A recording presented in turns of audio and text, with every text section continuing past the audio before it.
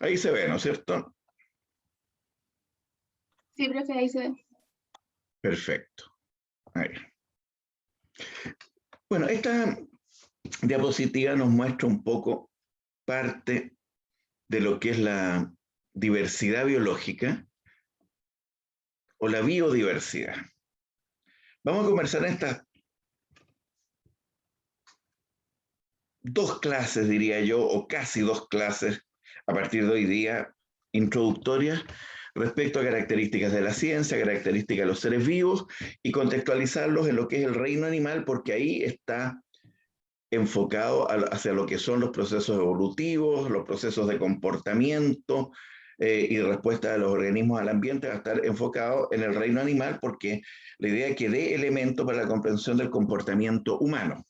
Y usando, ¿no es cierto?, como modelos muchas veces mamíferos que son especies cercanas evolutivamente a nosotros. Por lo tanto, esta diapositiva más que nada lo que muestra es parte de lo que es la biodiversidad y que hay representantes, probablemente varias de las personas que están en el curso, puede que hayan visto o recuerden las teorías de los reinos de los seres vivos, y que ahí partió con 2 reinos y en la actualidad estamos hablando de 5 reinos de los seres vivos, que en forma, cuando corresponda, lo vamos a ver en estas primeras clases.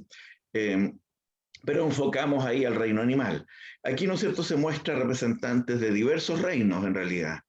Tenemos en la parte inferior, se alcanza a ver bacterias, que son organismos que tienen ciertas características a nivel de sus células. Son organismos procariontes que no tienen un núcleo definido y que efectivamente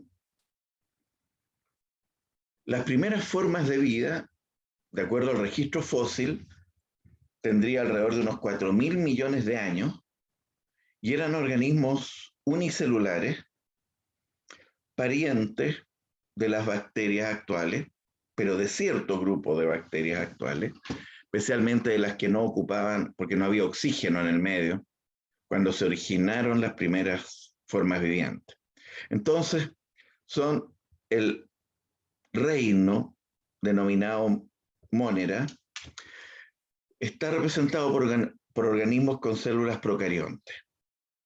Son los parientes más cercanos de las primeras formas unicelulares vivientes cuando se originó la vida en los mares primitivos. En otras condiciones absolutamente diferentes, ambientales, no había capa de ozono, había alta temperatura, la radiación ultravioleta llegaba directamente, erupciones volcánicas, por lo tanto un ambiente anóxico, sin oxígeno y con reacciones químicas que iban ocurriendo al azar por millones de años desde la formación del planeta y, de acuerdo a la teoría de Oparin, la biogenética de la vida, a partir de elementos químicos inorgánicos se fueron formando moléculas orgánicas, como lípidos o grasas, aminoácidos y después proteínas, azúcares. Y finalmente, y ahí está como la discusión en algunos de esos puntos, los ácidos nucleicos, que ahí hay planteamientos que el ARN podría haber estado primero, otros plantean que el ADN, y que ya en ese momento, cuando se organizan estas protocélulas, se habrían empezado a poder reproducir en estos mares primitivos y ya podemos estar hablando de las primeras células, las primeras formas vivientes. Por lo tanto, los representantes del orden Monera tienen alrededor de 4.000 millones de años. Sus ancestros, ¿no es cierto? Muchas de esas especies se fueron extinguiendo y fueron evolucionando otras. Arriba a la izquierda tenemos representantes también unicelulares, pero de otro reino, que es el reino protista. Que el reino protista está formado también, como él les decía, por organismos unicelulares, o a veces se unen varias células y forman colonias, lo cual las bacterias, por otro lado, también pueden hacer.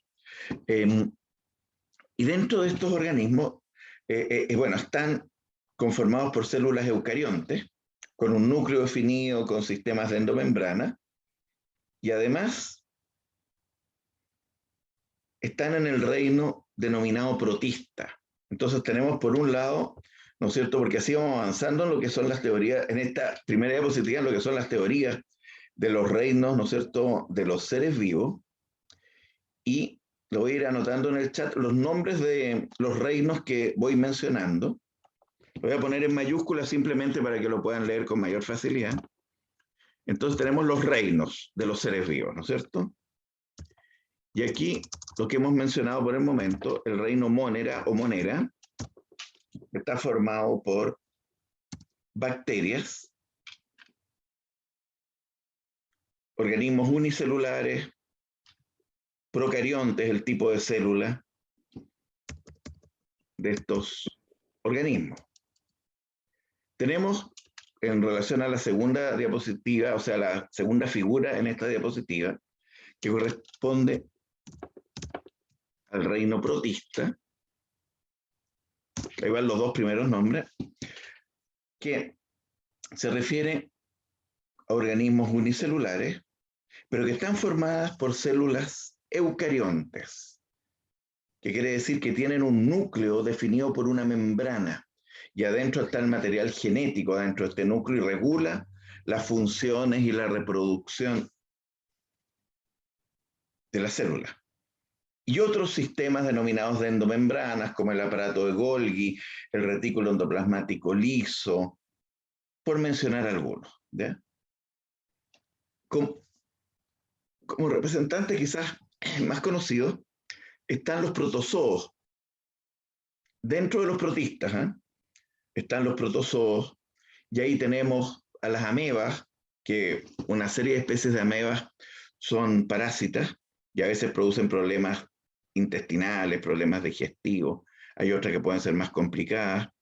Hay otros protozoos, digamos, que cumplen funciones muy importantes en los ecosistemas y no son generadores o vectores de enfermedades. Después, cuando veamos los reinos, ahí voy a subdividir un poco esto de los protistas. Entonces, para ir, ahí estoy viendo también las preguntas que van surgiendo. El reino Monera corresponde a organismos unicelulares, cuyos representantes típicos son las bacterias, y el tipo de célula que están formados todos los organismos del reino Monera se refiere a las células procariontes. ¿Ya? Que la célula procarionte es la menos compleja, podríamos decirlo así.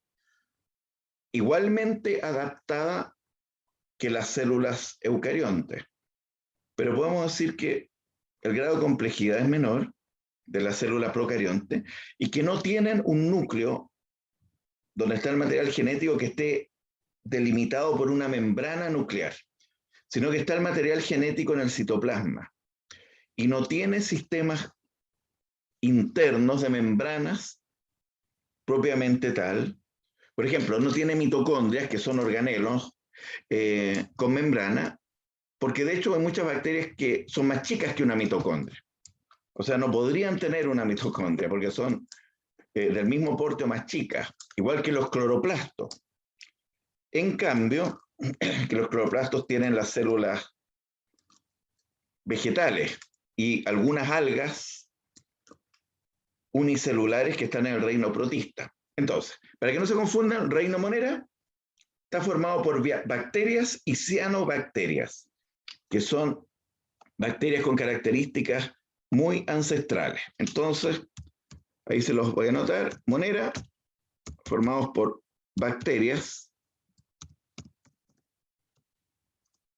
y cianobacterias. ¿Ya?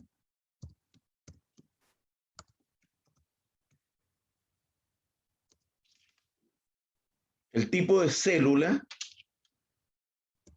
es la célula procarionte, la que todos los organismos del reino Monera están conformados. El otro reino, el reino protista, aquí tenemos que los representantes típicos, los más conocidos al menos, son los protozoos, como las amebas, voy a anotar algunos ahí, los paramecios también, que vamos a ver cuando retomemos esto de los reinos, vamos a ver fotos porque ahí no están en realidad específicamente esas especies o esos grupos, o las euglenas, por mencionar tres. Son todos del reino protista. Están los protozoos, pero fuera de los protozoos, anoté mal euglenas, ahí se las voy a cambiar en tema inverso. Fuera de los protozoos que están en el reino protista, tenemos también algas unicelulares, que son algas cuyas células son eucariontes y tienen pigmentos internos como plastidios y tienen como clorofila también específicamente y producen fotosíntesis. ¿Ya?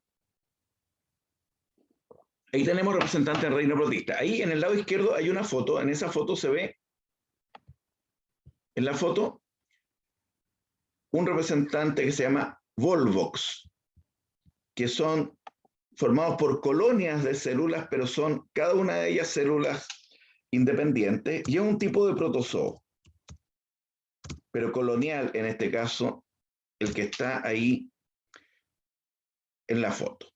Tenemos también, y no está en foto en realidad, otro reino, porque quiero aprovechar esta diapositiva para el tiro que ustedes recuerden los 5 reinos de los seres vivos, que tenemos el reino fungi, también conocido como el reino de los hongos, ¿ya? Reino fungi o reino de los hongos. No está en la foto, así que no lo busquen. ¿Qué pasa? Estos organismos son pluricelulares. Eso quiere decir que ya tienen tejidos, ¿ya? Tienen células eucariontes, vale decir con núcleo definido. Les anoté ahí eucariones, son eucariontes. Ahí se las corregí, eucariontes. Y estos organismos son organismos que tienen un tipo de nutrición heterótrofa, vale decir que se nutren de materia orgánica. Algunos son parásitos, otros son descomponedores. Los degradan, por ejemplo, los cadáveres. Diferentes organismos que van muriendo son degradados por bacterias y por hongos. Algunos de estos hongos son justamente los que denominamos descomponedores. Y fíjense lo importante que es, porque se reciclan los elementos químicos. O sea, los diversos elementos químicos que formaban parte de un cadáver se van degradando y quedan, ¿no es cierto?, en la naturaleza. Estamos hablando a nivel de ciclos, ¿no es cierto?, en ecosistemas naturales o intervenidos, pero que en la cual se llevan a cabo de manera completa. Entonces, para recapitular un poco, dentro del reino monera, volviendo al primer reino, algunas de estas bacterias son, y muchas en realidad, son heterótrofas también de nutrición, quiere decir que requieren materia orgánica para nutrirse. Y las cianobacterias que realizan fotosíntesis son autótrofos. Eso quiere decir que producen su propia energía. No requieren comerse a otro ser vivo para sobrevivir, sino que ellos producen, ¿no es cierto?, se nutren a partir, los que realizan fotosíntesis, de la energía luminosa, la transforman en energía química, la transforman en azúcares y después en otras moléculas. Por eso que los organismos autótrofos, ¿no es cierto?, no requieren comerse a otros seres vivos para sobrevivir. Dime nomás, hay una duda ahí, Emilia. Sí. Hola, profe. ¿Tanto los organismos autótrofos como los... tanto las bacterias como las cianobacterias son autótrofos o solo las cianobacterias? Ya, buena pregunta. Solo las cianobacterias, o sea, las cianobacterias, digamos que son típicas dentro de los autótrofos de este reino, ¿ya? Y en general, pero no todas, pero en general las bacterias que uno denomina habitualmente, la mayoría son heterótrofos, pero hay algunas que realizan quimiosíntesis, o sea, que utilizan otros elementos químicos para obtener energía.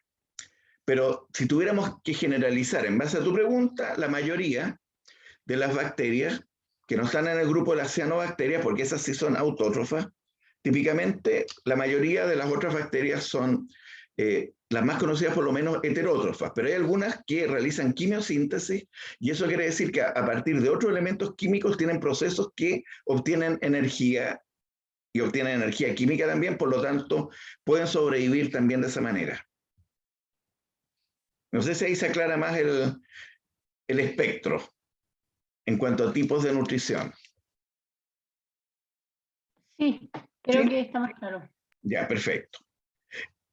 En el caso de los protozoos, y siguiendo la misma línea de tu pregunta, en el caso, digamos, del reino protista, ahí vamos a encontrar a los protozoos, que si ustedes leen el término protozoo, que quiere decir primeros animales. ¿Ya? Ese es el origen en latín de lo que se refiere la palabra protozoo. Porque antes estaban en el reino animal, cuando solamente se hablaba de dos reinos, plantas y animales, cuando recién se descubrieron, pero después ya se vio que tenían características diferentes y se conformó el reino protista. En este caso, dentro de los protozoos tenemos los dos tipos de nutrición, autótrofos, algunos, como la euglena, que yo anoté por ahí, que tiene pigmentos como la clorofila y realiza, por lo tanto, fotosíntesis, y otros son heterótrofos y se alimentan de bacterias, se alimentan de otros protozoos. De repente, en una gota de agua se puede observar como protozoos de mayor tamaño se tragan a una bacteria, por ejemplo, y la digieren con sus enzimas. Yo he tenido la suerte de poderlos ver en microscopio, digamos, en algún momento, ese tipo de conductas de los protozoos, de captura de otros. Entonces hay muchos que son heterótrofos, ¿ya? Pero hay algunos que son autótrofos. Y el caso, claro, de las algas unicelulares que hay también dentro del reino protista, ellas realizan fotosíntesis, por lo tanto son autótrofas. Entonces fijan que vamos encontrando y estamos incorporando en la nomenclatura dos tipos de nutrición, la heterótrofa, de organismos que requieren nutrirse a partir de materia orgánica, que son la mayoría, y organismos autótrofos, que tienen mecanismos de nutrirse a partir, ¿no es cierto?, o de la energía luminosa o de otros elementos químicos en algunos casos. Lo más típico es la fotosíntesis, sí, que es transformar la energía luminosa en energía química a través de pigmentos fotosintetizadores, que está la clorofila como la más conocida. Tenemos, ¿no es cierto?, este tercer reino que yo mencionaba, que son los hongos, que son pluricelulares, pero ahí sí son todos heterótrofos. O sea, requieren nutrirse de materia orgánica. Algunos lo hacen de manera parásita y otros a través de procesos de degradación de cadáveres, o sea, actuando a nivel de descomposición también. Pero son heterótrofos.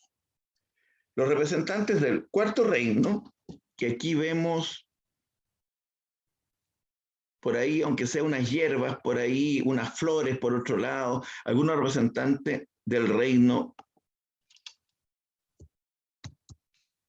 de las plantas, o también denominado en general, pero el término original es plantae, ya que uno habla del reino de las plantas, y que algunos denominan reino vegetal, pero ahí los botánicos tienen una discusión si es correcto no denominarle reino vegetal. Para este curso que es general da lo mismo si ustedes se refieren al reino de las plantas o al reino vegetal.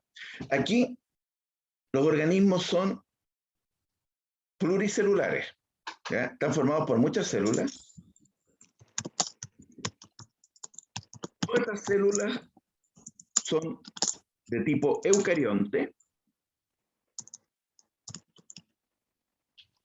tienen tejidos, ya tienen diversos tejidos, por ejemplo, tejidos protectores, tejidos conductores de sustancias, del xilema, del floema, o sea, sustancias nutritivas, de hormonas, etc. Pero una característica fundamental es que son autótrofos.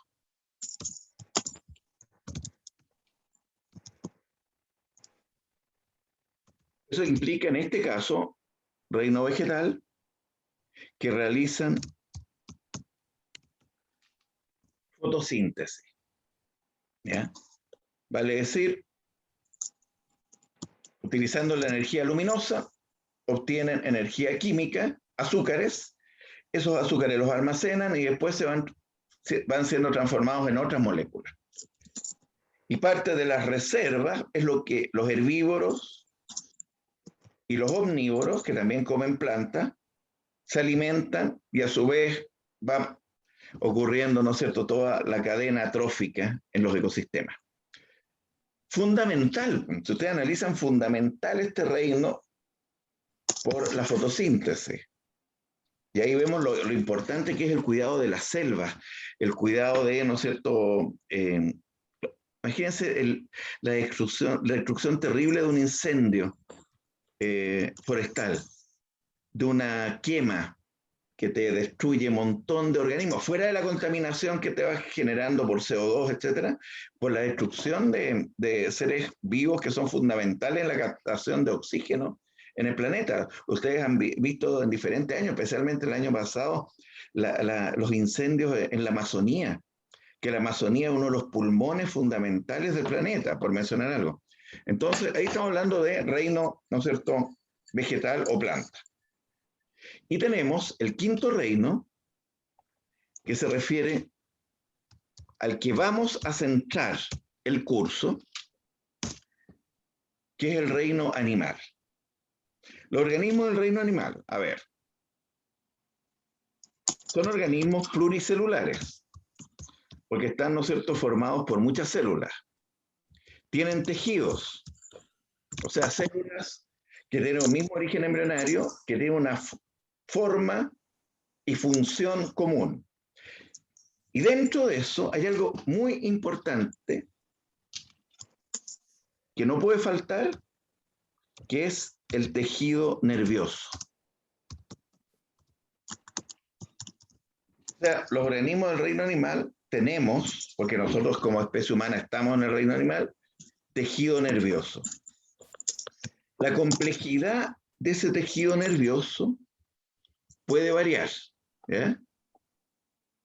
Puede ir desde una esponja marina, que en la parte inferior se observa una esponja marina, que en realidad no tiene un tejido nervioso complejo, sino algunas células parecidas a las neuronas, ¿ya? Parecidas a las neuronas, que tienen descargas eléctricas y permite que los poros de la esponja se abren o se cierren. O sea, tiene un nivel a nivel de conducta muy simple. Pero ese hecho que tenga esas células parecidas a las neuronas, que los neurobiólogos le denominaron células, les voy a anotar el nombre ahí, neuroidales, que son células que generan descargas eléctricas, pero no tienen un tejido nervioso para nada complejo, pero están en el reino animal por eso. O sea, cuando hablamos del reino animal, son organismos que tienen, ¿no es cierto?, tejido nervioso, que efectivamente son pluricelulares, sus células son eucariontes, ¿ya? Estamos hablando de células eucariontes, lo cual eso es importante. Y aquí vamos a estar hablando te varía un poquito según cuáles son las fuentes bibliográficas publicadas, pero estamos hablando alrededor de 1.300.000 especies, las que forman parte del reino animal. Probablemente son muchas más, pero para que estemos hablando, ¿no es cierto?, desde el punto de vista científico, estamos hablando de las especies de los organismos que están clasificadas como miembros de una especie particular, pero para que ustedes sepan, prácticamente todos los días se están descubriendo nuevas especies en la naturaleza, de diferentes reinos, incluyendo el reino animal, lo cual llama la atención porque antes se creía que estaba como todo descubierto. Siguen encontrándose diversas especies. Y muchas de ellas no es que se estén originando en este momento, sino que es porque no habían sido estudiadas, no habían sido detectadas. Hace 10 años, por ejemplo, se descubrió una nueva especie de mono en el Amazonas. Un mono tití que tiene el tamaño del dedo, voy a tratar de ahí, del dedo chico de un humano. O sea, de este porte, chiquitito. Y que se desconoce casi todo de sus características y de su conducta, de su fisiología, y se cree que quizás se va a extinguir antes que, si se sigue destruyendo el Amazonas, antes que efectivamente se sepa mucho de esa especie. Entonces, el reino animal está formado por un poco más de 1.000.000 de especies. Y ustedes ven una serie de fotos que hay ahí, ¿no es cierto? Tenemos aquí, yo lo enfoqué a los vertebrados, porque es el grupo que vamos a trabajar algunos elementos, pero ahí coloqué un invertebrado, que es una medusa, que tiene ya redes de tejido nervioso, y son organismos acuáticos muy adaptados al ambiente, independientemente que la complejidad sea menor en su sistema nervioso y en su conducta respecto a muchos vertebrados. Pero como representante de los vertebrados, aquí tenemos uno de los peces, que se ve ahí, ¿no es cierto?, un tiburón, que es representante de uno de los tipos de peces que hay, que son los peces cartilaginosos, porque el esqueleto es de cartílago, pero es duro porque tiene sales de calcio y de fósforo adheridas a este cartílago y es durísimo. El cráneo, el esqueleto interno, y tiene por fuera escamas que se llaman placoides, que cuando pasan y rozan el cuerpo o tocan, digamos, levemente el cuerpo de una potencial presa, es como una lima, porque tiene pequeñas espinas y produce heridas, habitualmente liberación de sangre, y eso estimula más el ataque. Así que si nadan con tiburones, traten que no los toquen, porque así evitan, ¿no es cierto?, lo que se refiere heridas, producto de este contacto con las escamas de estos organismos. Estos organismos ya son vertebrados, todos los peces son vertebrados, pero también ahí se ve en una diapositiva una rana, que esa es una foto de la rana chilena, que son anfibios y que fueron los primeros que colonizaron parcialmente el medio terrestre, pero vuelven al ambiente de agua dulce para reproducirse o se reproducen en ambientes muy húmedos. Tenemos que no está aquí en la foto un reptil, pero también están dentro de los vertebrados los reptiles, cocodrilos, caimanes, yacarés, tortugas, lagartos, lagartijas, iguanas, por mencionar, ¿no es cierto?, algunos. Y de los reptiles se originaron las aves y los mamíferos, a partir de grupos diferentes de reptiles. Por un lado, y pariente de los dinosaurios, y muchos especialistas en ese grupo plantean que las aves son dinosaurios que evolucionaron, que son los dinosaurios que quedaron y se diversificaron formando las aves. Y por otro lado tenemos a los mamíferos. Ahí se ven fotos de algunas aves, como el loro tricahue, que está al medio ahí, de hartos colores, que está con problemas de conservación, los flamencos ahí también, pariente de los chunchos, ahí tenemos a un tucúquere también, y pariente de los albatros, hay una pareja ahí de ejemplares que está alimentando sus crías. Ahí después podemos hablar cuando corresponda de la monogamia, que es muy típica de las aves. 93% de las aves son monógamas. Hay otros grupos ahí que no voy a mencionar ahora, que son parientes de los peces, que tienen características más ancestrales. Pero esta diapositiva en realidad es como para visualizar parte de lo que es la biodiversidad, y lo que hay que tener en cuenta que la biodiversidad actual es consecuencia, ¿ya?, de la evolución. Esa es una idea central, ¿eh?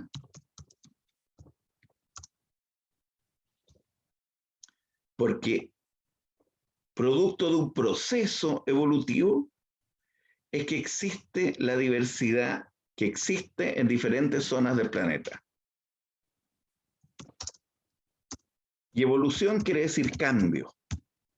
Cambio que han presentado las especies a través del tiempo, pero cambios, ¿no es cierto?, que ocurren habitualmente miles de años o más, o en algunos casos millones de años. Por lo tanto, la biodiversidad, o sea, que en Chile tengamos 135 aproximadamente especies de mamíferos silvestres, más de 400 especies de aves, es producto de un proceso evolutivo, de cambios biogeográficos, etcétera, que hay que tener en cuenta. ¿De qué manera la especie humana está interfiriendo y está generando, ¿no es cierto?, extinciones que probablemente no ocurrirían? Bueno, es un problema, ¿no es cierto? Y el cambio climático es te puede generar como consecuencia lo que es la extinción de especies que no deberían extinguirse, al menos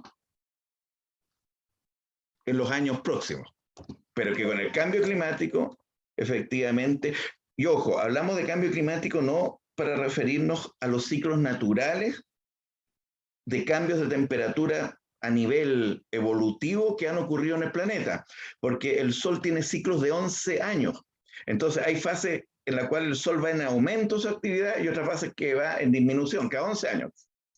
Y hay cambios geológicos, macroclimáticos que ocurren. Pero cuando hablamos del concepto de cambio climático, habitualmente a lo que nos estamos refiriendo es al cambio generado por la acción antrópica, ya que la acción antrópica se refiere a la actividad humana y que tiene que ver con los procesos, fundamentalmente, si tuviéramos que resumir, la gran fuente es o son los procesos que hasta ahora se han utilizado para obtención de energía y uso de energía a través de, podemos decir, el carbono fosilizado, va a decir el petróleo. De ahí viene la mayor parte de los aportes de sustancias químicas que han ido influyendo en el aumento de las temperaturas medias y la tendencia que se ve que no se va a revertir. Lo que se puede hacer es tratar que sea más lenta, amortiguar, pero ya los especialistas en cambio climático plantean que es un cambio ya irreversible. Ojo, y eso no quiere decir, entonces no hagamos nada, no, sino que quiere decir que a pesar de todo lo que hagamos, no lo vamos a poder evitar completamente, pero sí lo podemos amortiguar, y que esto de ocurrir, que en vez de ocurrir en pocas décadas o en pocos años, porque vemos que a veces los cambios son multiplicadores, ocurra de manera quizás en 100 años o 50 años y sea un poco más amortiguado. ¿ya? Por lo tanto, ¿el cambio climático influye en los procesos evolutivos? Sí, influye también en los procesos evolutivos. Y hay especies que se están extinguiendo, otras que podrían en el mediano plazo hacerlo, etc. Ya, por lo tanto, esos son aspectos también a considerar. Cualquier duda, digamos, hicieron ahí, ¿no es cierto?, un par de consultas, pero cualquier otra duda, ¿no es cierto?, que quieran realizar, yo estoy mirándolo ahora para que no se alargue lo que es la grabación, para que después no quede tan pesada para subirla a un curso. Así que cualquier duda que tengan, voy a aprovechar en este minuto de dejar de grabar para que se respalde el archivo, porque después les vamos a ir subiendo, según la duración de cada clase, en 2 o 3